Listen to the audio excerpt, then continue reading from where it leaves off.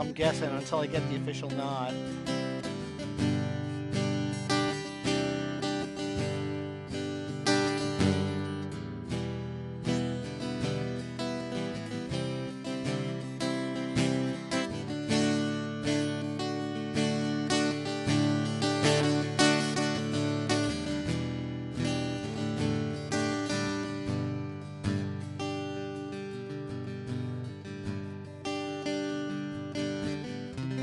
Good morning. As we're strummed in by the lyrical talents of our ever-evolving lead minister, Matt Fillier. Am I getting paid time and a half for this? Well, I understand you're getting paid double time just because I'm presiding today. So,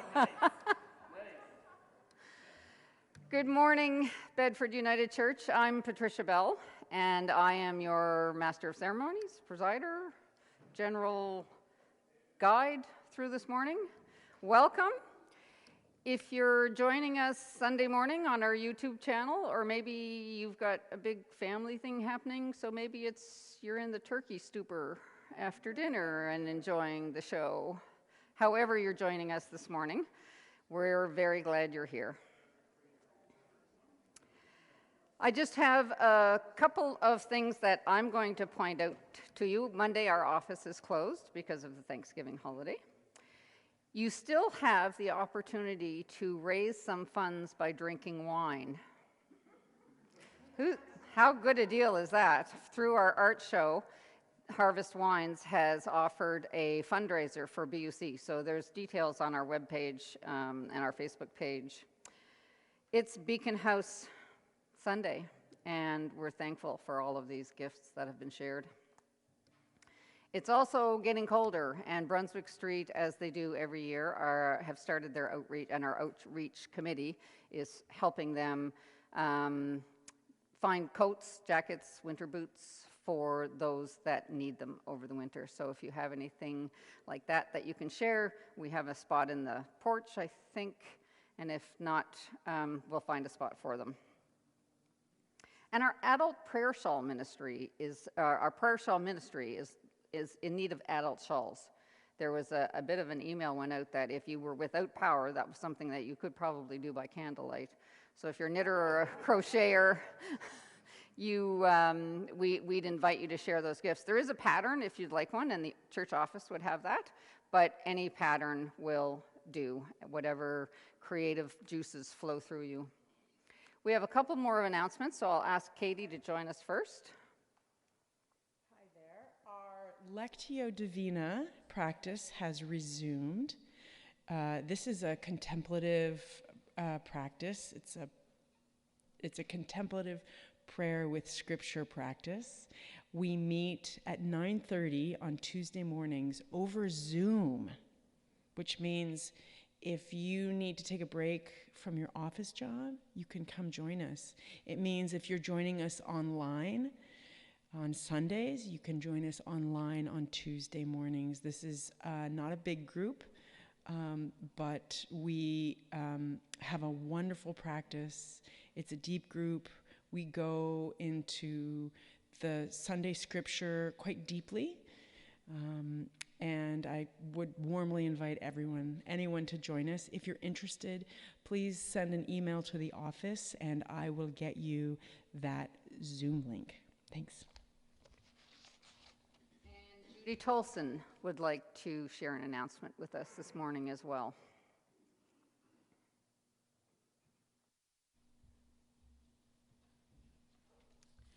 Good morning. I'm Judy Tolson, team lead with the Leadership Committee.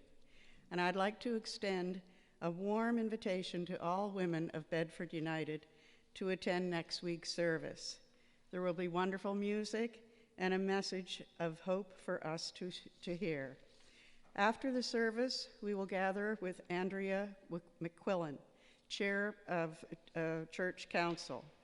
There will be a discussion of what's happening and where we're going in the future as United Church women. So please come. Your input will be much appreciated. Thank you. Thanks, Judy. So we do have kind of a format at Bedford United, but it's different every week anyway. Tony is still feeling the effects of his illness. Matt is just recovering. But so today's service is going to be a little bit different, but I will now invite Matt and the choir to... Mic on? There we are. Hey, everybody. How you doing? It's been a slice, right? It's been a couple weeks. You know, had COVID, had a hurricane, came back to work. Tony was like, yeah, you need to do the music too. Okay. It's all good. I'm glad to be here with everybody, and I'm glad to be doing the music. The choir humors me. They are saints, and you're stuck with me for today. Tony was like, well, you could do it a cappella. It's like, Tony, we're not doing Thanksgiving a cappella at Bedford United. So we'll have a little guitar accompaniment here, but I'm going to invite everybody to stand as you're able, and we're in the spirit, and we're going to sing Who Is My Mother is going to be the first one. Tony's got a couple of nice zippy ones here for us this morning, and the choir was like, Matt, I know you've had 2 cups of coffee. Remember that when you set the tempo for these words. I will endeavor to do that. Here we go, everybody.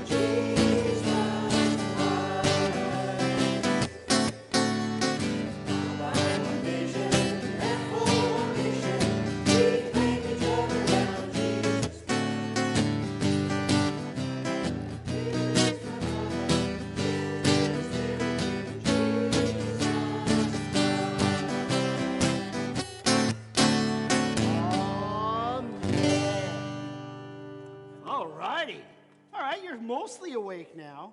Now we're going to see if you're really awake, though. We're going to sing, I Can Feel You Near Me, God. And there's a subtitle to this hymn. In more voices, it says in brackets, Jump for God. And so that is, there is an action. So when we say the word jump, we invite all of you to jump. Because we're kind of crammed up here, and we're really close together, and we don't want any back injuries or anything going on. So we look forward to watching you jump during the chorus. Right? You're all good, right? You're all going to do it? I got one thumbs up from Jan. Let's hear it for the Christian Development Team. They're rocking out. Okay, here we go. I'll play the chorus for everybody. We'll get into the verse. Here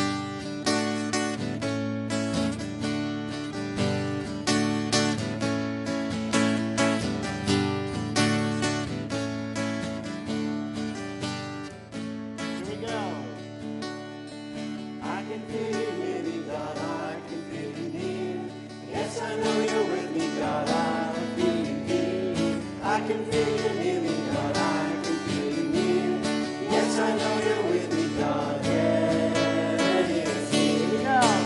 And I'll jump for joy. I'll sing hallelujah. Jump for joy for you. I will jump for joy. I'm singing hallelujah. Jump for joy for you. I can feel you loving me. Yes, I know you care. God, I know you're loving me. Always everywhere. I can feel you loving me. Yes, I know you care. God, I know you're loving me. I am your way. And I'll jump for joy. I'm singing hallelujah. Jump for joy for you. I will jump for joy. I'm singing hallelujah. Jump for joy for you. All right. We're going to whisper this one. How quiet can you be on the first verse? AV team, we're going back to the first one. We're going to be really quiet on the first one, then we're going to be exuberant on the last chorus. It is Thanksgiving, so you've got to give thanks by being exuberant in your singing. Here we go. Nice and quiet. I can feel you near me, God, I can feel you near. Yes, I know you're with me, God, I feel you here. I can feel you near me, God, I can feel you near. Yes, I know you're with me, God, yeah. Let me hear ya. And I'll jump for joy, I'm singing hallelujah. Jump for joy for you. And I'll jump for joy, I'm singing hallelujah. Jump for joy for you. Woo, good job, everybody. Give your sounds around for that one. We're going to sing a really special piece this morning, as we are going to do this one a cappella. And a little story behind this one. It was written by Saskatchewan Cree composers. And we're going to do the English of this one because of the theme conversation and the land acknowledgement we're going to have today. And it's called We Are All One People. And, as we were practicing this one, it's really interesting to see how this stuff works. The choir started going, Matt, we need a drum. Got to have a drum for this one. And so I went to my office, and sure enough, I had a drum. And Debbie's like, I'll play the drum. And we were like, who's going to start it? And Nick Fieldson, the brave man that he is, part of our AV team, communications team, general go-to guy, who's like, I will take the plunge. And this is a beautiful piece, because when you're singing it, you do hear, lots of us have been paying much more attention to Indigenous culture, and you really do hear the rhythm of the drum that the composers put in this, because they do sing it a cappella. So we're going to take it away, and Nick's going to start off, and then join in when you're able. We're going to sing it through both verses. We're going to do them twice, Ann, just so you know. Here we go.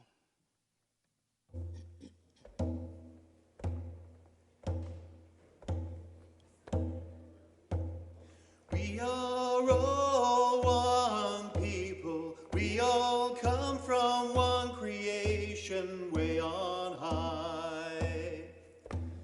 We are all one nation under one great sky, you and I. We are all one people. We are all one color in her eyes.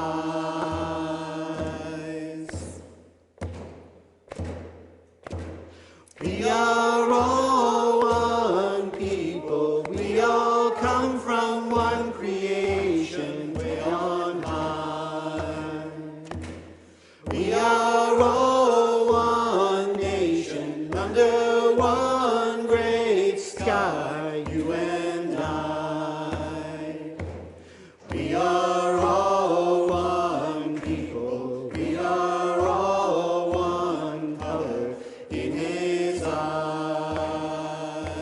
Let's sing it for all survivors.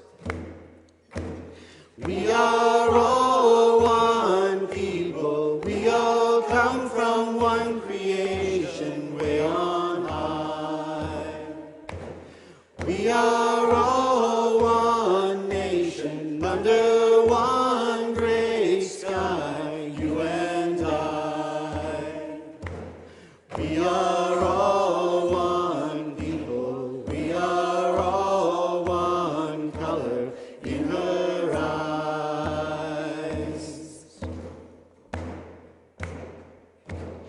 We are all one people. We all come from one creation way on high.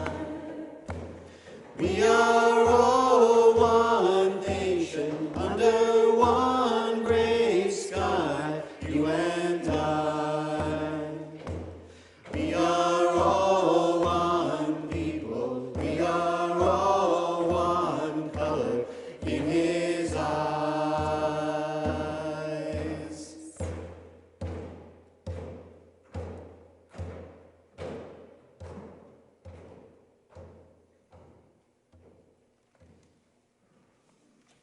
Thank you, friends. Let's be seated.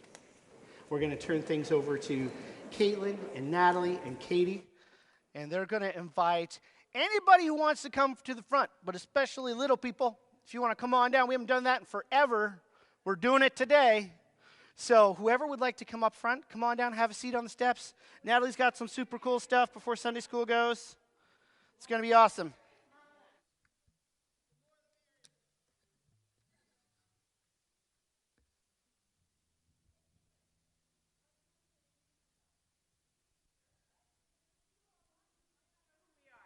Okay. Go ahead. You got a mic?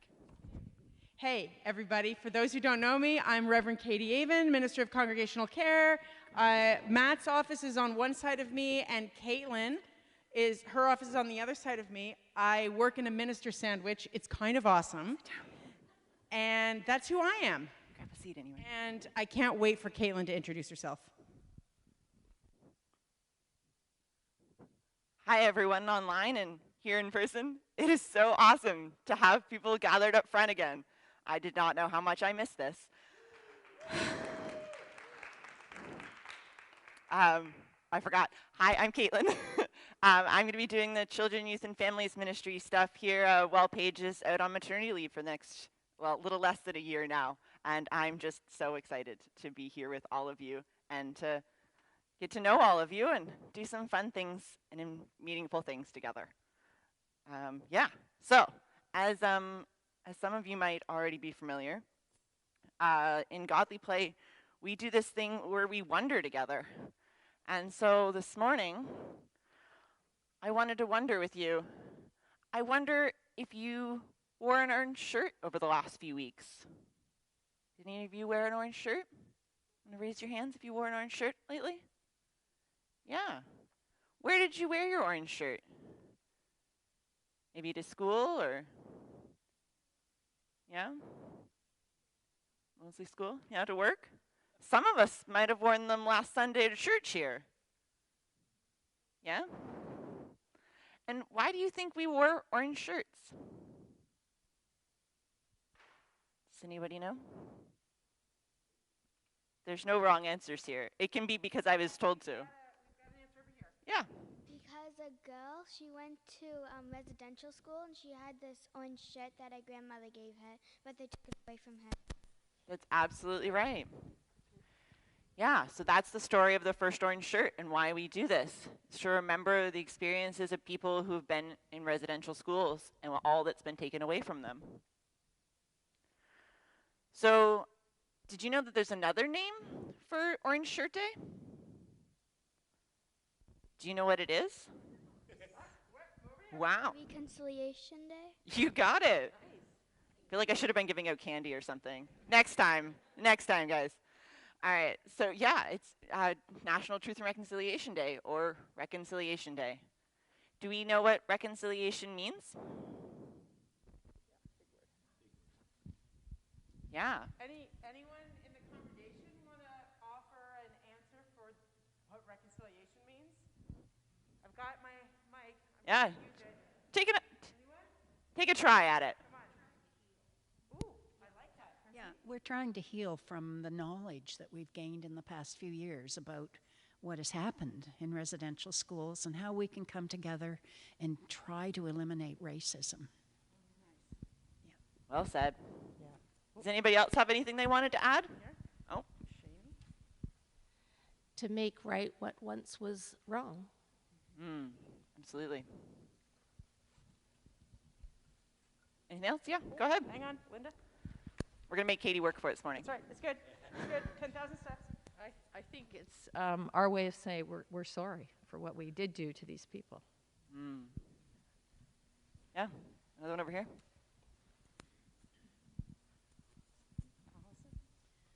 When we spoke with our students, we talked about saying sorry isn't enough. We need to, it's important, but we need to sit with it. That doesn't mean it just makes it go away because we said we're sorry and we mean it. We have to think and be whole in that time when we're looking at truth and reconciliation.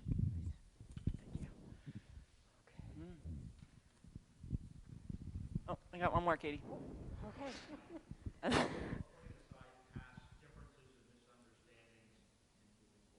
Okay, so what he said was putting aside past differences and misunderstandings and moving forward. Yeah. So these were really wonderful explanations of why Orange Shirt Day is not just one day, why truth and reconciliation is a year-round work, what we do together in relationship. So I think Natalie has some really special stories and examples of that to share with us.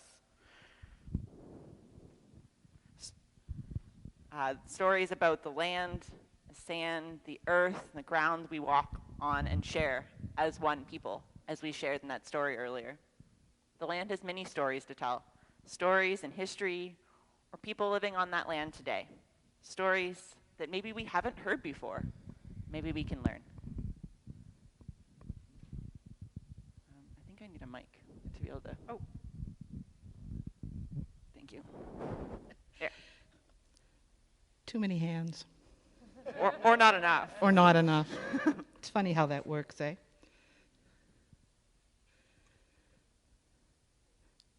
I could play in the sand all day.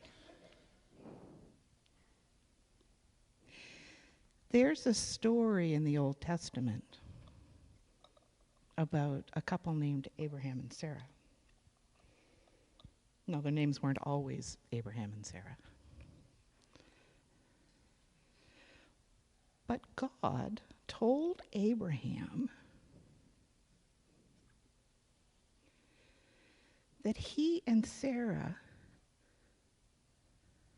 would be parents of a great nation, and that their descendants, the people who came after them, would number as many as the stars in the sky and the grains of sand in the desert. See, Abraham and Sarah went on this great journey. And they found God in every place they looked. Every place they looked. And their journey was through the desert. So Abraham and Sarah had a son. And that son had children. And those children had children. And those children had children all the way down through thousands of years until your grandparents had children who were your parents. And your parents had children who are you. Surprise! We're all connected. We're all connected. So the sand in this bowl comes out of our Godly Play desert box because there are such great stories to be found in the desert. We had to have a little piece of desert in our Godly Playroom. This particular sand has sand from all over the world. And we collected it in 2010 when we first started doing Godly Play. There's sand in this bowl from Afghanistan, from the Gambia, from Australia. There's lava sand and there's shell sand. There's rocky Newfoundland sand and red PEI sand. And there's white sand. And there's heavy rocky sand and fine sand in here. But it all comes in together. And you can't see the differences as much when we're all together. And each little grain of sand is still a little grain of sand. So now we're starting on a new series of stories about anti-racism. So I asked people if they could bring me some sand that had a story about racism attached to it. That can be pretty serious work, but it can also be a lot of fun. because then you get to find out the stories, because the stories are what we have that tell us who we are and who came before. So in the new batch of sand, I'm so excited about some of the sand that's in there. We have sand from Black communities through Nova Scotia. As a matter of fact, some of you may remember Bill Parsons, who worked with this church for years. Bill took me on a tour of Lucasville and Upper Hammonds Plains, and I learned so many things about stuff that was right in my backyard that I didn't know before. There's sand from about a dozen Indigenous peoples. Where's my list? All right, here we go. Okay, from the Arctic to Central America. I don't know if those of you saw the jars that came up that Gordon brought up, but there's more than 4 dozen jars there with sand. And they have sand from Cherokee Nation, Dakota, Qualicum, Calusa, Chorotega, Kanaka, Shoshone, Arawak, Pueblo, Havasupai, Seminole, Nunatsiavut, Kitimeot, Treaty 6 territories, and Mi'kmaq. And I'm sure I'm missing a few, and there will be more added. So Caitlin asked you about Orange Shirt Day. And I thought we would pour 2 jars this morning here so they can be blessed. And the rest of the jars that you have in your hand, that are all different shapes and colors and sizes, are going to go up to our Godly Playroom, and we're going to pour the rest of the sand up there. So, Jeff Tingley, would you like to pour a jar of sand for me? This one. A very special jar of sand. Picked one. This jar of sand has come from the Kamloops Residential School. This is the school that started all of the media attention for those of us who did not know the stories about children who were buried at residential schools. Go ahead, Jeff.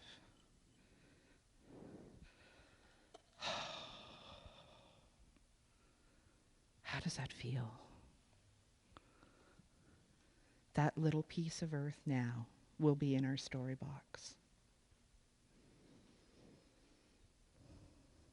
And I brought another jar. I think I'm giving this one to Katie.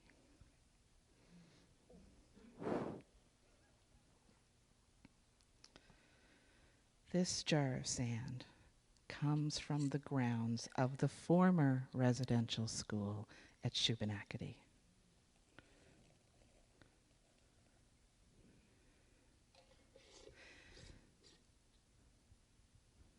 That school is about 35 minutes from here.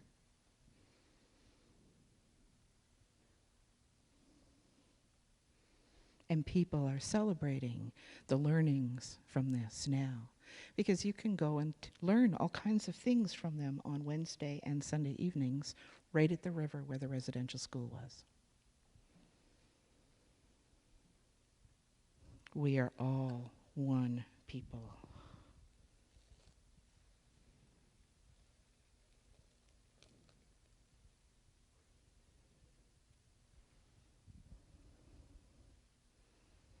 You know, it's okay. You know, Jesus lived in a place that had lots of sand. I wonder what Jesus would think that we were doing. I wonder what he would think about what we're doing and the stories our sand is telling.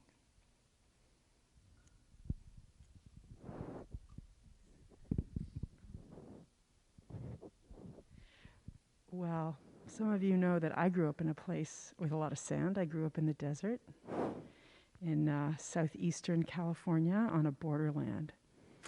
And the story that we read in church today It's from the Gospel of Luke, and it's one of many healing stories in which Jesus goes to a borderland. And the thing about borderlands is that sometimes there's a whole lot of confusion about who belongs on which side and whose identity is which and whose religion is which, and in many cases whose language is which. And the borderland that I grew up on between the United States and Mexico, those things mattered very, very much. And for a lot of people who are living on what they feel is the wrong side of that border, they don't have a place to call home.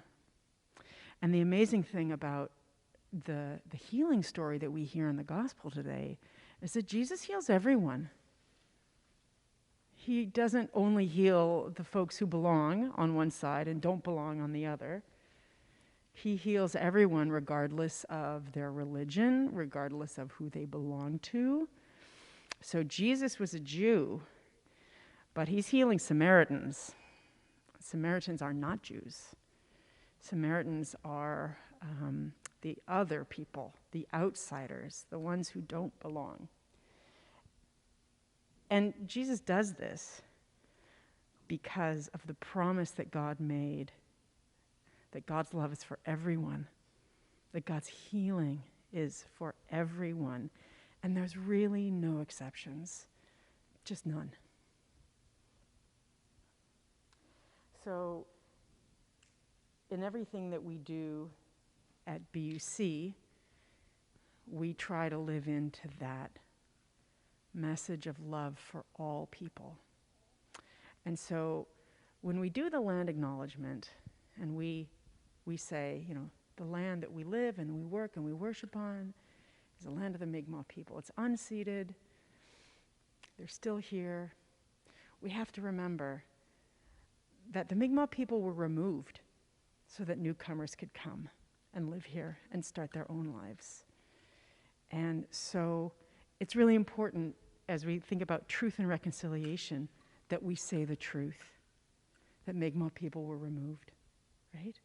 And that we understand that reconciliation is the work that we have been given, right? That's our work to do while we are here. And it's how we get past the heaviness and the guilt and the despair that we often feel when we hear the truth. We have been given an opportunity to act. May we act. And may we do so as a community of God called to truth and reconciliation.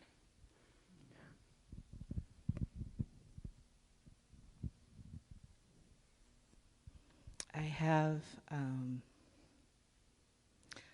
I've read some of the words from Mi'kmaq elder Noel Knockwood. So much wisdom there. And here is sort of my take on a blessing he did on the earth, on the soil, on the sand.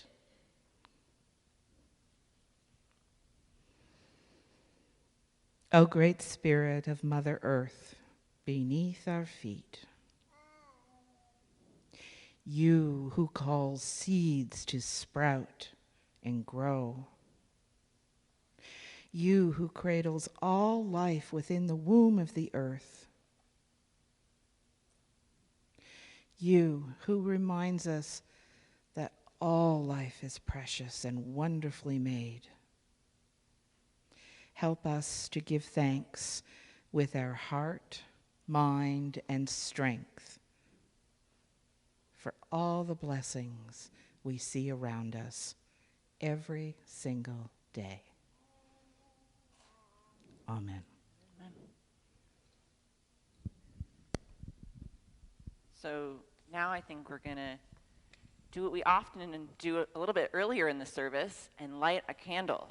And this morning we thought we might do something really special and invite you to bring that flame with you into the story, into Sunday school, so that we can remember that while we leave this space and go and do a new and different thing, that we're all one people, all one community, learning about God and one another. So, do we have a volunteer, someone who would like to light the candle? And then somebody who would like to light the lantern? Don't everybody jump up at once.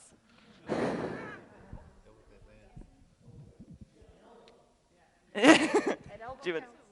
You want to go? Okay. Awesome. Okay. Does one of you want to hold this lantern for me? It's heavier than I expected it to be. There you go. Would you say the words? That'd be awesome. Go on. Okay. So this one first, and then this one. We say, God is here. All the time. All the time. God is here. And all are welcome. All the time. All the time. All are welcome. Beautiful. You can totally just go through one of the holes there. Yeah. It's fine. It's meant to.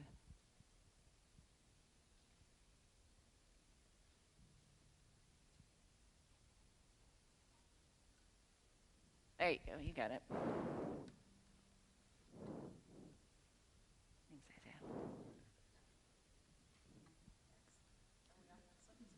Yes. And now all of our young people gathered here are invited to come to Sunday school, to junior leaders, to the nursery, and enjoy our time together. Ready here to go to Sunday school. We're going to sing a beautiful centering song as we get ready for the sacred story, Spirit of Life. We got a couple of Carolyn McDade songs, which are pretty popular here at BUC. This is one of them. We invite everybody to just center yourself. We're just going to play a little bit here, let everybody get on their way to Sunday school. Carry that light with them out into the world, out into their learning as we turn towards the light as well.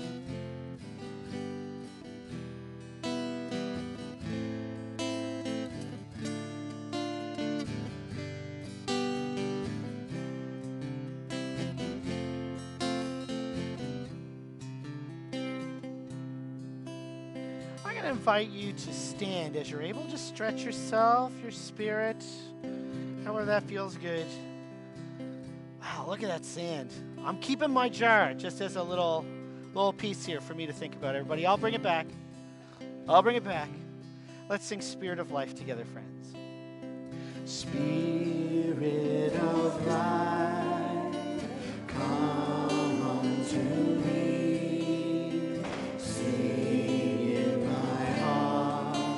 All the stirrings of compassion, blow in the wind, rise in the sea, move in your hand, giving life the shape of justice.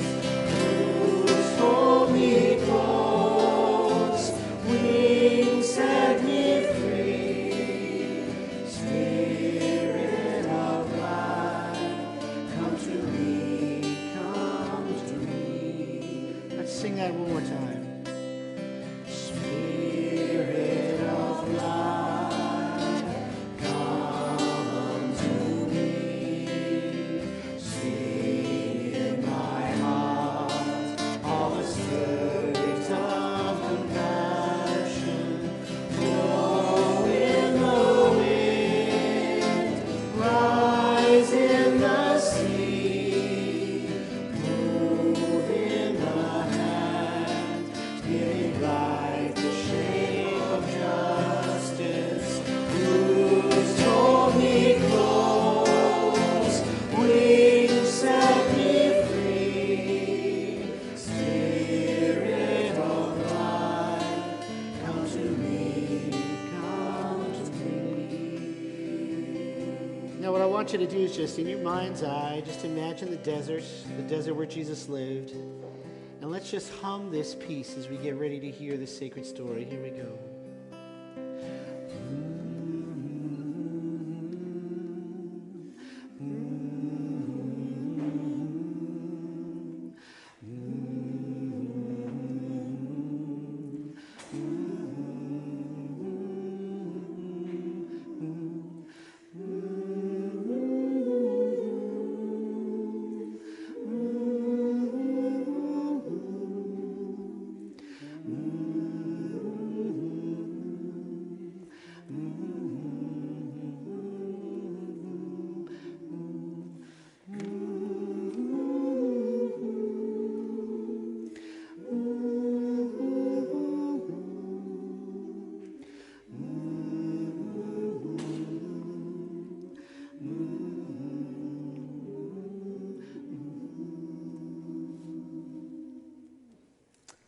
Amen.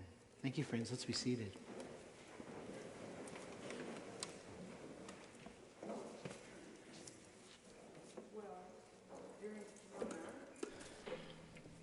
I think most of us experienced losing power, right? Losing internet, having those connections taken that we took for granted, that those were broken. I have a picture of my daughter and I walking down our street in downtown Halifax, and it's pitch black. Downtown Halifax was pitch black. So there was a feeling of disconnection that happened there. And that isn't a new thing, this feeling of being cut off from what we need. And today's story comes to us from the Gospel of Luke, and it is a story of healing in times and places of disconnection. So this is a reading from the Gospel of Luke, chapter 17, verses 11 through 19. This is a translation from The Voice. Jesus was still pressing toward Jerusalem, taking a road that went along the border between Samaria and Galilee. And Samaria, remember, is considered undesirable outsider territory. On the outskirts of a border town along this road, Jesus was greeted from a distance by a group of 10 people who were under quarantine because of an ugly skin disease known as leprosy. Keeping their distance, the lepers shouted, "Jesus, Master, show us mercy." When he saw them, he said, "Go now, present yourselves to the priest for inspection of your disease." And so they went, and before they reached the priest, their skin disease was healed, leaving no trace of the disease that had scarred them and separated them from their community. One of them, the instant he realized he'd been healed, turned and ran back to Jesus, shouting praises to God.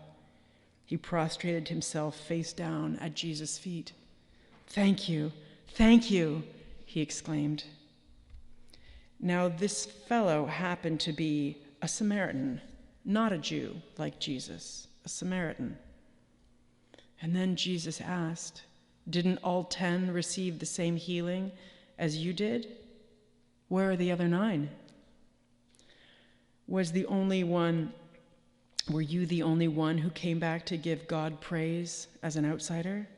Get up, go on your way, for your faith has made you healthy again." And this is wisdom for the church today. Amen. All right. Yeah, no pressure.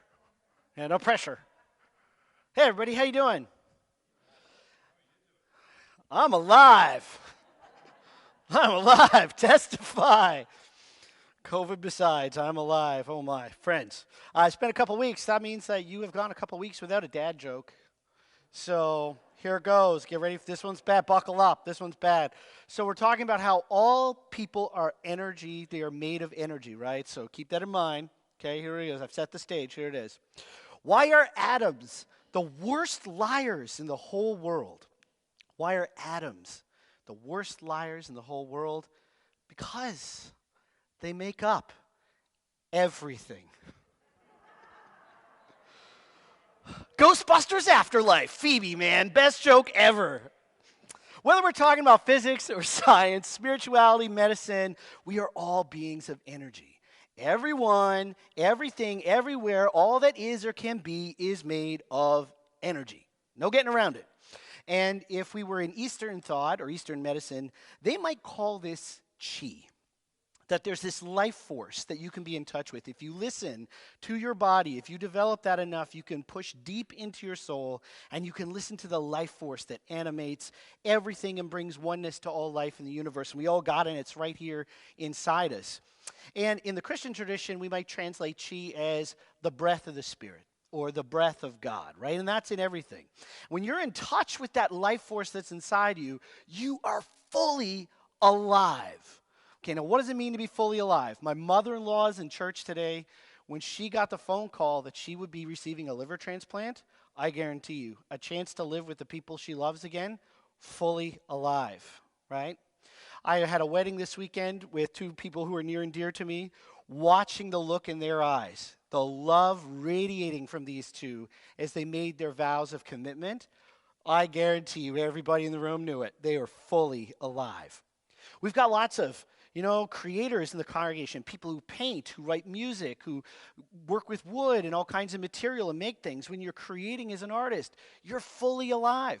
There's people in the congregation who run the Blue Nose Marathon. I don't know why, but they do. And they tell me that when they get their second win as a runner, they're like fully alive, like it's this amazing euphoric feeling.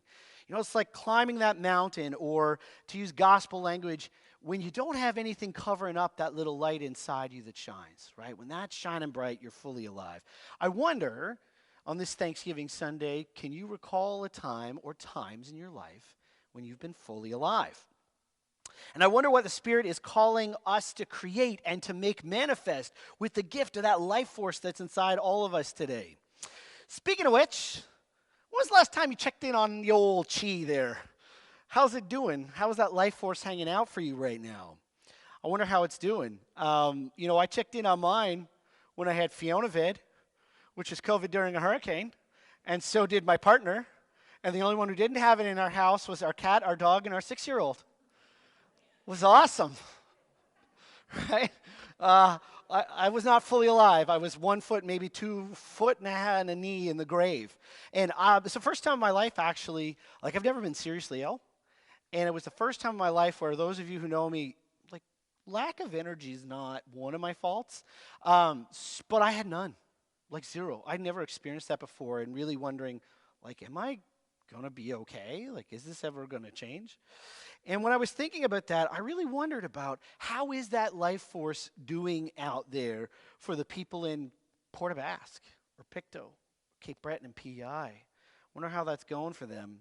I wonder how that life force is making out for the many people who came to the Elizabeth Seton Center in Lower Sackville when they were made an emergency hurricane center, because there was no room in the shelters for people during the storm. They were overflowing, right? And they're our nearest shelter.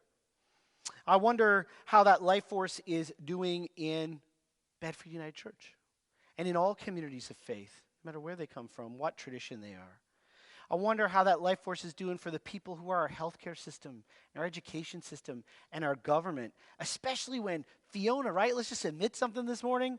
Fiona was creation yelling at the top of its lungs saying, you have to change how you live on the third rock from the sun, right? It's not optional. It's not, fake news, right? We have to change how we live. How's the life force of our planet doing this morning?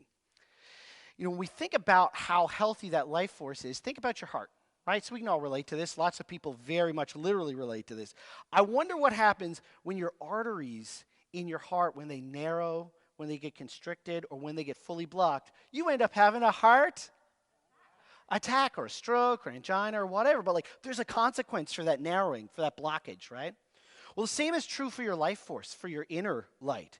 Right? Your chi can have blockages that prevents that energy from moving freely within your spirit. And it's like covering up the light, as Jesus would say with the bushel basket. Things get really dim. And there's a consequence for that. And you might think of oh, Matt, come on. Well, look at what doctors are prescribing for long COVID. Doctors are now prescribing, hey, you've got long COVID. Why don't you get off your phone and off of Zoom and go for a walk in nature? Because you evolved from the dirt to live on this planet. So we should probably be out there a little more, right?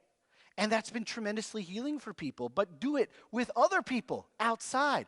Go call your friends. Call whoever you consider family. Cultivate gratefulness in your life. Doctors have even prescribed just meditation for people to help them deal with their anxiety right now. All of this is ways of removing those blockages of that fatigue we've got in us from all kinds of sources, and also some of the ways that we use spiritual practice to remove those blockages so our individual and our community life force is healed and restored. Here's the thing about healing. You can never heal alone. It doesn't happen. Healing requires us to be in relationship and to be in community in order for it to happen. Always, hands down. I was thinking about that healing that we brought up that we're looking for in reconciliation, and there's been a lot of storms in the last 3 years that have come, not just Fiona, right? Pandemic, systemic racism, inflation, food crisis, housing crisis. Nova Scotia has a child care crisis, climate crisis, truth and reconciliation and reconciliation, as an elder friend of mine would say, mental health and addictions crisis. I mean, storms have knocked down so many structures that block humanity and our planet from being fully alive, right? And that got me to thinking about our illustrious chair of council, and if she is watching, Andrea, you and your colleagues are in our prayers, who works for Nova Scotia Power. You know, they're the ones up in the bucket trucks clearing out all these blockages and God knows what. That Fiona knocked down these trees, and you know, the trees fell on power lines, knocked over structures, and that broke the connection to the power source, and the lights went out, right? Like all over the Maritimes. Well, it seems to me power's been knocked out for a lot of people for like 3 years. And for some of us, the lights have been off for a lot longer than that. And you know, it feels to me like that's the mission of our community of faith, especially with the values we have here in the theology and spirituality we have at Bedford, is to clear away the blockages that have disconnected people from the source of power so we can restore the light of a future worth hoping for. That's what the Spirit calls us to do and to make and to create in this time that's ours. You know, if you look at Jesus, as Katie was saying, and she has so much direct experience of this, borderlands are stormy places. Where you are and where you're from, like, you're nobody from nowhere in a borderland. It's a very difficult space to live in. Borderlands are places where there's lots of violence, tons of uncertainty. That was true then, it's true today. But there are also these places where the lines between whose religion are you, what political view do you have, what culture are you, it gets really blurry, it gets really thin. And there's room for the Spirit to be very close. So we think about leprosy, it's in the Gospels, it's a physical, it's a social, it's a spiritual disease. And it literally cuts people off from the source of their power. It cuts people off from their life so that they die. It cuts people off from themselves, from their families and their community, and even from God in that time. It's really scary. And we watch in the gospel that restoring the connection through relationship and community is the good news. It's what Jesus is about. The Spirit works through Jesus, clears those structures away of us versus them, Jews versus Samaritans who are racial enemies, and restores the connection to the great source. And the golden rule gets the lights back on, blazing bright, right? You know, my time as a minister, it's really interesting time to be in ministry these days. Because a lot of people will say to me, like more so than ever before, they'll go, you know, man, I don't know. Like, is church really, like, it's not what it was. I just don't know if it's really relevant anymore, right? So I see the lights coming back on through the connections that this body makes to the source of power every single day. And it's Thanksgiving. So I'm going to take some time and I'm going to share with you some of the thanksgiving that comes from the connections we have made to the source. Dear Reverend Matthew, thank you so much for the beautiful celebration of life you did for my mom. Your gifted minister and your insightful selection of the story was inspired. Magic and celebration have always filled our home and at the same time allowed me to reflect on the mystery of life and love. Your words began my journey of healing, understanding, and learning. With deep gratitude. When I was away, we got an email from a minister in a different part of the country, and there was a newcomer traveling from her place to Nova Scotia, and the coordinator that newcomer was working with got a hold of us as well and said, you know, this person's coming, and they're going to be totally on their own. They've got all kinds of problems with religion and what's happened to them, and I don't know who I can turn to in Nova Scotia except for Bedford United Church. Because I know what you do there and who you were. And I wasn't unable to answer that and deal with it because I was so sick, so Katie did. And this is the email that Katie got back. Dear Reverend Avon, I have heard through Reverend Beth about your successful connection. I can't tell you how grateful I am to you for this immense kindness. In our work, we all encounter countless requests for help, and the magnitude of the task of just caring for our own communities can be overwhelming, let alone seeking out lonely strangers.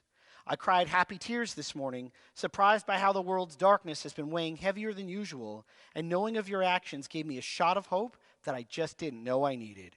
Thank you again for pastoring to me today. We just keep going. Good morning, Matt. The Bedford United and Blooming Church service was an amazing experience.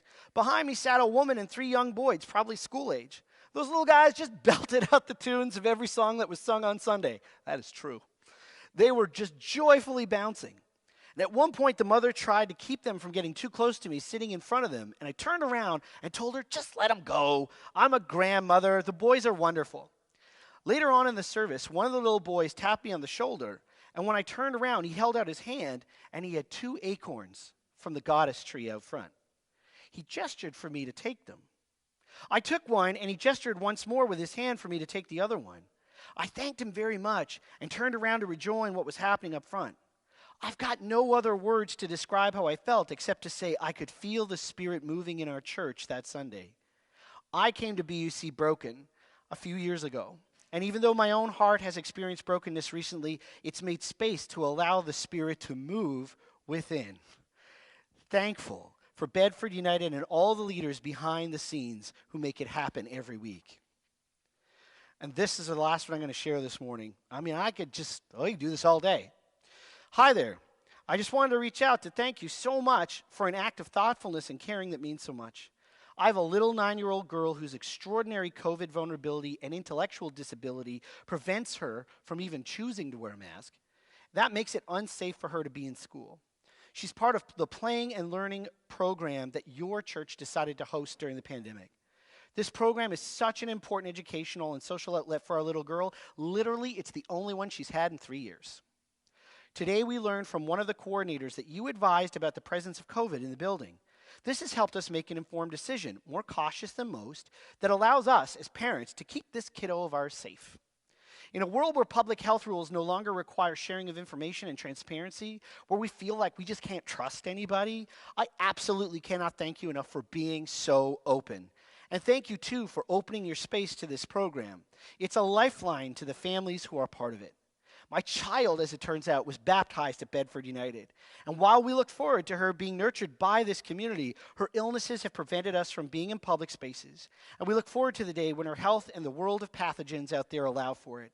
Yours is precisely the type of community we value.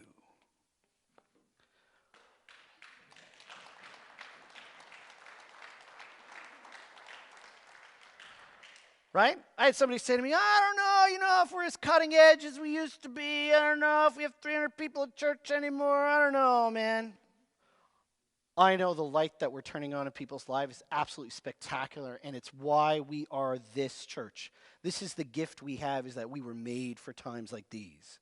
And the Spirit calls us together as one to reconnect all the power to all the people, so that all the lights can burn bright again, and that life force of our humanity and our planet that we call home can be fully alive again. Friends, the Spirit in me honors the Spirit in you. And all people said, Amen.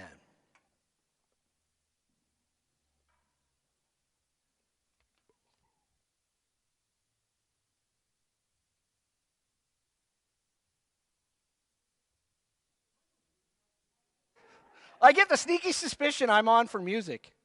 I'm going to ask you that question. Oh, yeah, I sure am. All right, you do the offering invitation and we'll sing. Okay. While he switches hats, I will invite Shani and Allison to collect your gifts. 248. Yeah.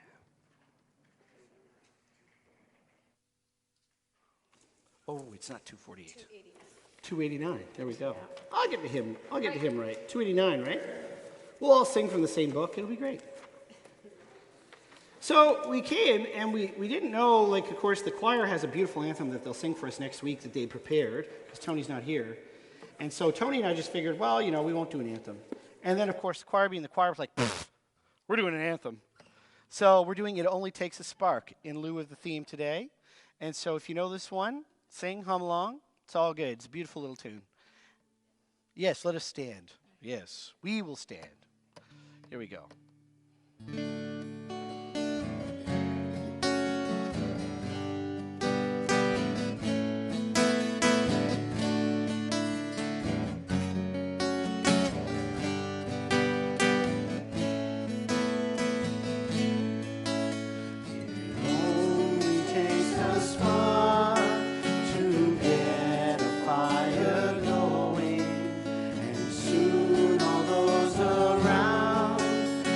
and warm up in its glowing. That's how it is with God's love. Once you've experienced it, you spread God's love to everyone. You want to pass it on. What wondrous time is spring, when all the trees are budding, the birds begin to sing, the flowers stop their blooming. That's how it is with God's love. Once you've experienced it, you want to sing. It's fresh like spring. You want to pass it on. I wish for you, my friend, this happiness that I found. On God you can depend. It matters not where you're bound. I'll shout it from the mountain top.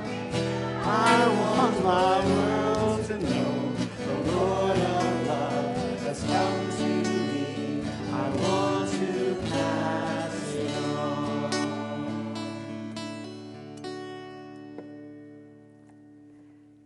Thanksgiving is a time to recognize the bounty. Some of us have a bounty of family, some of us have a bounty of wealth, some of us have a bounty of time. And we thank you for choosing to share the gifts that you have. These are tangible reflections of the love that's God. Amen.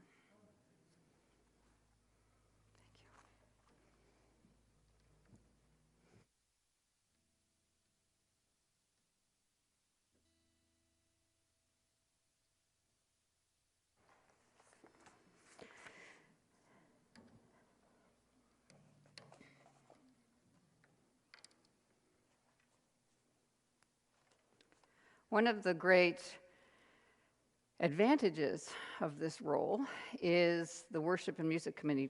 We call ourselves WHAM, by the way. Gives presiders an opportunity to share their own gifts in writing community prayers and the offering, however much or little you would like to participate in that. So it gives us a chance to stretch our wings in our ministry. Some weeks, like this past week, didn't allow me that luxury, so I have shamelessly brought this morning a poem that was actually shared online. Social media gets a bad rap, but some of the things that we find on social media can touch us pretty deeply. And this was a conversation that was started with our own Alice Delahoyte Scott, and a poem that was shared by Brian King, who is always in the back doing stuff with Paul and Nathan and the rest. They're the unsung heroes back there, I can tell you. They keep us moving.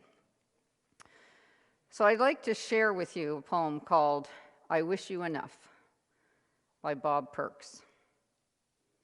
I wish you enough sun to keep your attitude bright. I wish you enough rain to appreciate the sun more. I wish you enough happiness to keep your spirit alive. I wish you enough pain so that the smallest joys in life appear much bigger. I wish you enough gain to satisfy your wanting. And I wish you enough loss to appreciate all that you possess. And lastly, I wish you enough hellos to get you through the final goodbye.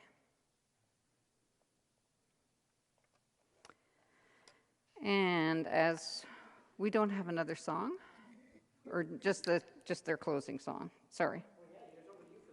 Yes, exactly. And I'm looking for the candle snuffer, but we'll leave them burning as they're burning outside. They're great. Okay. They work awesome.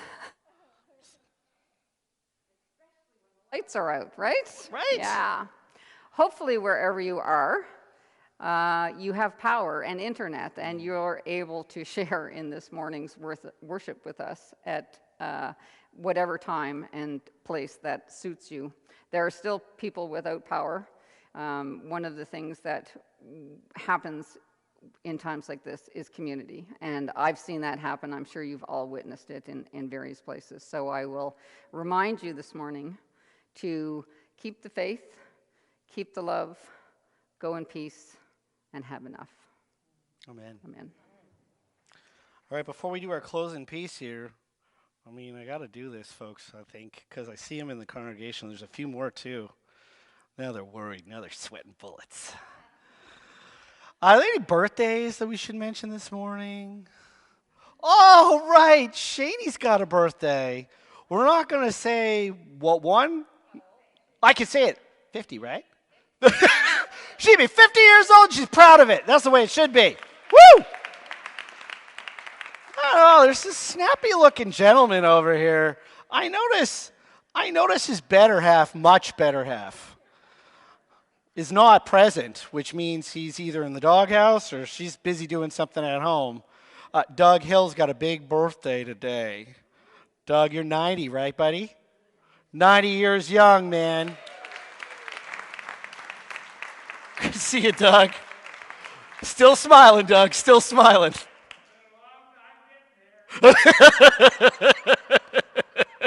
Rita, you didn't hear that. You're not watching online. It felt like it was just yesterday. Are there any other birthdays? David? Yeah. Uh-huh. Totally. Oh, look, yeah, you're in for it, David, after worship. Any others? Any other anniversaries, special birthdays you want to mention? Yep. Who celebrated her 50th wedding anniversary on, was it Friday? I'm looking at UCW in the room. Thursday or Friday. And her husband also had a birthday on that same day. Wow. I know. Linda. Big weekend for Linda. Way to go. Yeah. No wonder she's exhausted. All right. Friends, we're going to sing another beautiful one. This is also a Carolyn McDade number that a lot of us at BUC really groove to and love. One of our own, actually. Terry Choice wrote the third verse to this little piece. We're going to do Oh Beautiful Gaia. So we invite you to kind of settle in with us. Let's stand as we are able. Stretch our spirit out for this gorgeous hymn of creation, thanksgiving, thinking of that good earth out there. I hope you get a chance to go apple picking, pumpkin picking, something. Be with people outside today. Here we go.